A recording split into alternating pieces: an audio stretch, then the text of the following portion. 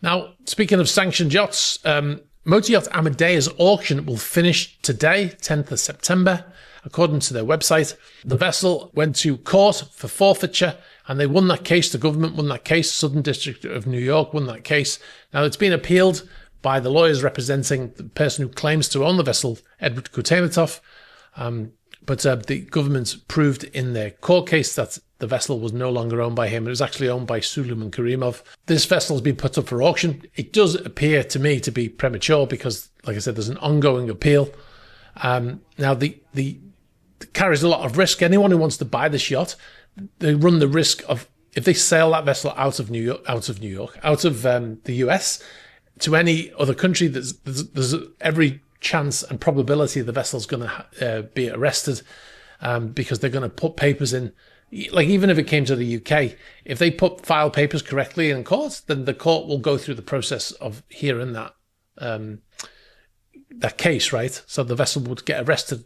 So it's very risky to buy a yacht like that. Now, whoever buys the yacht would have to be happy with a certain very high level of risk, right?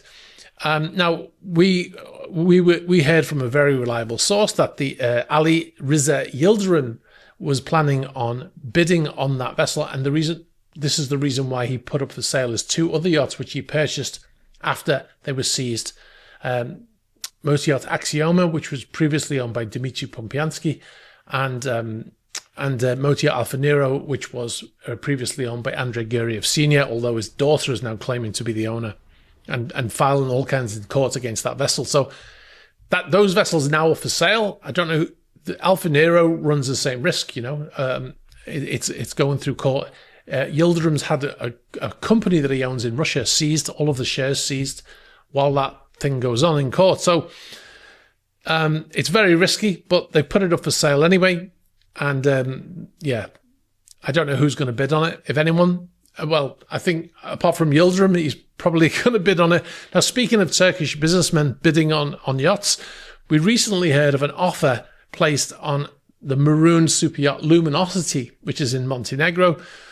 The offer, if accepted, would be almost a third of what Guriev paid in 2022. We believe he paid around 160 to 200 million euros. And it's been detained in Tivat since 2022 after Andrei Guriev Sr. was placed on the sanctions list. He bought that yacht, and a week later he was placed on the sanctions list. Now, lawyers representing him have denied that he's ever owned it, but according to paperwork that we've seen, it was managed by Burgess, so was Alfa Nero, and they cut ties with both of those vessels because of the links to Andrei Guriev Sr. So, the idea that he doesn't own them is, I think it's just, nonsense, really. Anyway, we've heard of a rumour of Luminosity having a bid on it for 75 million euros. Like I said, almost a third of what he paid. And what we've been told is a Turkish businessman has made the offer, 75 million euros. Gee, I wonder who that could be.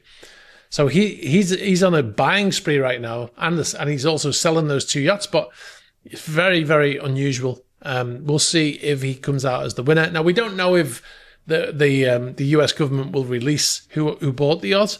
It's a sealed bid auction, so they're probably not going to tell us how much the winning bid was for. It might be surprising. They might tell us. They've been very open about this, certainly in terms of details of the vessel.